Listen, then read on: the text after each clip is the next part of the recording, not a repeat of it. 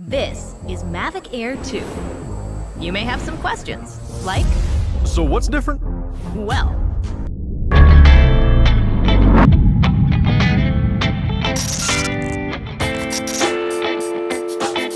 Hey, what is up guys? So I have some good news for you guys. So DJI just announced their new DJI Mavic Air 2. So in this video I'm going to do a quick comparison between the DJI Mavic Air 2 versus the DJI Mavic Air 1. So after watching this video, you guys should determine if you need the DJI Mavic Air 2 or if you need to stick with the first version. So before I get into the video, make sure to like, comment, share and subscribe. So let's get into the design first, guys.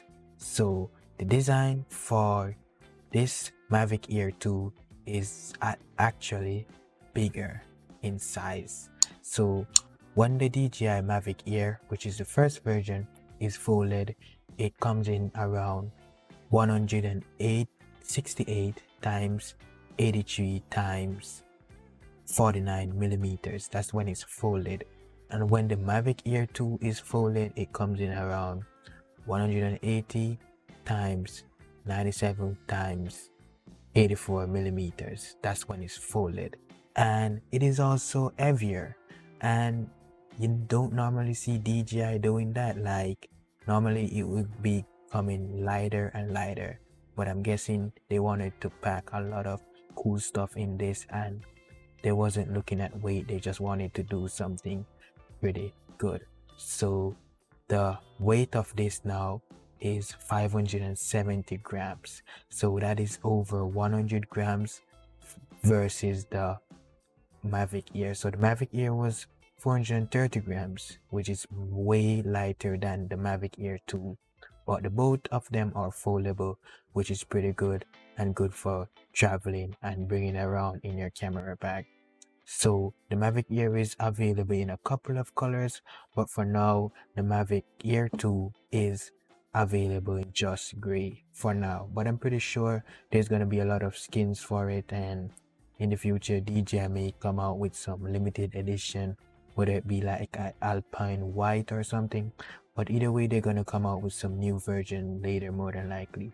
So the camera, this is where the improvement is in the camera.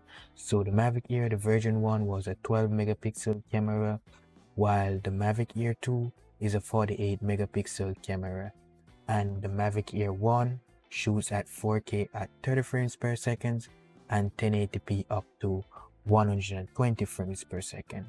Now with the Mavic Air 2, it shoots at 4K at 60 frames per second and 1080p up to 240 frames per second. Guys, just imagine those slow motions when you're riding your bike or you're snowboarding or something. That should be pretty good, guys. And it still have a 3-axis gimbal on both of the version. And a new feature on the Mavic Air 2 is it comes with a new photo mode on Mavic Air 2. Like it takes pictures, like it would, instead of having a flat image, it automatically like edit it for you and give you like a high dynamic range photo right there out of the camera without any edits. So 2 of them come with obstacle avoidance. As you know, Mavic Air came with like some different improvements, some better improvements in the obstacle avoiding, which is pretty good. So if you're looking for better safety, then definitely go and get this camera. So the battery, the speed and the performance. So the Mavic Air, the battery for the Mavic Air 1, which is version 1, is 2375 milliampere battery, while the version 2 is 3500 milliampere battery. So that doesn't mean anything, because it could be a bigger battery but more power consumption, so it may not last long. But in this case, it does last long. It lasts over 10 minutes longer. So with the Mavic Air 1, it was flight time up to 21 minutes. Now with the Mavic Air 2, it is flight time up to 34 minutes, which is pretty cool, guys. Trust me, like that is so game changing. Like imagine you can use 2 batteries to get over 1 hour worth of flight time, and the max speed on both is 68.4 kilometers per hour, and in miles per hour that is 42.5 miles per hour. So the price, both of them at launch, is $799. As you know, with the Mavic Air Pro, it comes with some ND filters and some other accessories, which bring it up to around 900 and something. So that is something for you guys to check out. I'm not sure if the ND filter would work with the version 1. I'm not sure. Let me know in the comment section if you guys know that.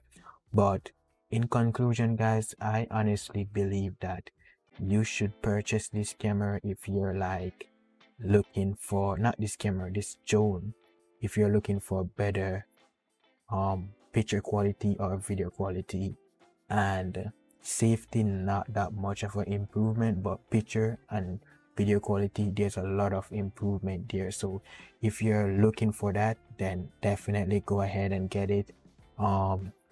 It doesn't shoot 8K. I think it does 8K just in hyperlapse, yeah, but it doesn't shoot 8K like in a video, just hyperlapse. So that's not something pretty exciting, but overall you're gonna still shoot 4K, but you're just gonna shoot 4K at a higher frame rate, which is pretty cool for slow motions and all those stuff. So as I said, if you're looking for a better camera, then this is definitely the camera for you guys to go ahead and buy. But if not, then just stick to a cheaper version or something else, or buy like the Phantom or something else. But that's it for this video, guys.